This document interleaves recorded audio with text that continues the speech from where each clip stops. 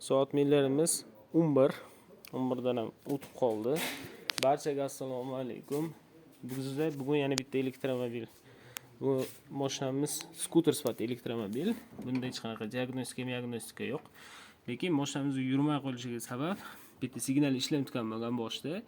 Keyin zamon ochiq holatda signalni предохранительni topgani, shuni ichidagi предохранительlarni bitta sug'urib tekshirib ko'rishgan va ichidan bitta uzilgan предохранитель topib yana qayta joyiga qo'yishgandan keyin avtomobil yurmay qolgan.